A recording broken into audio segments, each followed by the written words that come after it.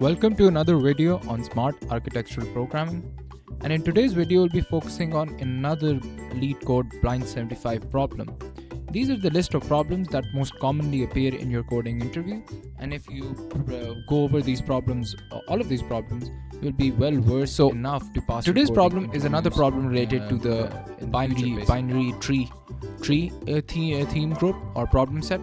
So in this problem, basically we need to check if a binary tree is valid or not, and there's a very simple rule that you need to follow to understand that. Let's go over that and just break that down for this video. So in this particular on the screen you can see right now we have a root node, which is this value here, which is 2, plus we have 2 child nodes, right? Let me use a different color for the child node. So the sign color is for the child nodes, 1 as a child node and 3. There's a very simple rule that stems from basically whether we want to see if a binary tree is valid or not, which is the root value, which is 2 over here, must always be greater than any value on the left branch of that tree, right? And at the same time it must be less than any value that is on the right branch of that root node, right?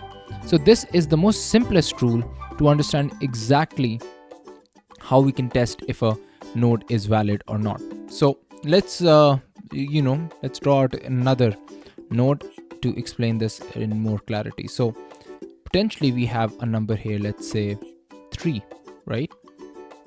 And we have another node here, which is I'm not that good at drawing, so bear with me. So we have another node here, which is, let's say 2, right? And yeah, so let's just leave it at that, right? And then we have another branch over here, which is, let's say 4. It has 2 sub branches to it, which is 1, and the second sub branch is 5. So if we want to check whether this particular binary tree is valid or not manually, we check on the left side, it must be less than 3, and 2 is less than 3, so this is a valid branch here, right? Let me use green color, that seems more appropriate to it being correct, not incorrect. So this should be less than 2, 2 should be less than 3, which is the case, so this branch is valid, right? Similarly, 3 must be greater than value on its right branches, right? And when we mean by branch, we don't mean just one value like here. This entire section over here must be less than 3, right? Given that we have that understanding, we see 4 is greater than 3, which means it's correct. 5 is greater than 3, which is, it means it's correct. But this entire branch can be said to be incorrect, right? Based on the fact that this has 1 which is less than 3, and that means this entire branch is incorrect, which means this is not a valid binary tree. So based on these these statements, now we need to construct a code that is able to do that. It is able to test this specific binary tree rule and make sure that it's a valid binary tree. Let's move over to our code here. So we've done this development by doing 2 things here, right? A, we're using recursion, and B, we did add a helper function, which is where our recursion occurs under the sub function within the class of the solution, right? So basically, first let's go over a few principles that we need to follow. So first we need to set up recursive validation, right? So what do we mean by that? Each node should be checked to ensure its value is between low and high bound, right? For left child, the upper bound is updated to the current node's value, and for the right child, the lower bound is updated to the current node's value.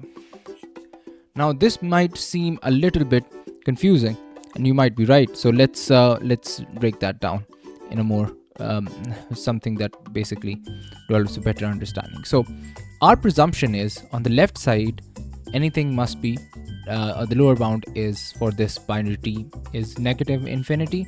On the right side, the upper bound is infinity, right?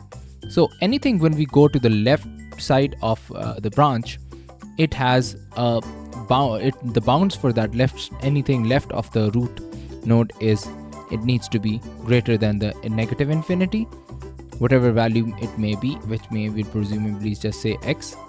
Let me just write that down in much more clarity and a better color. So we have negative infinity as the lower bound for anything on the left branch. Then we have the value x, right, or the value on the lower left branch, and it is bounded on the upper side by 2, right? Similarly, we have on the other side, we have 2 as the we have the bounded value is the root node, right, which any value y, which is the value on the right hand side, must be greater than the root node, and it must be less than infinity, right? So these are the bounds that we have. So when I mention that we have bounds, right, low and high bounds, we are in recursive, we check low and high bounds in recursive validation. That is what we're referring to, right? And that's what we're doing on the left and the right childs basically. Then we need to have a base case, right?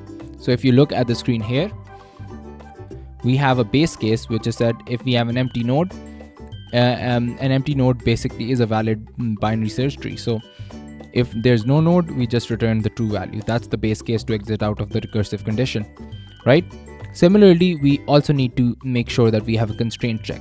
So if the current node's value violates anywhere, the rules, the bonded rules that we set up here, if they're violated anywhere in any node in the binary search tree, we need to immediately say that, you know, it is false, as we see. If not within the given bounds, we return false, and this is not a binary tree.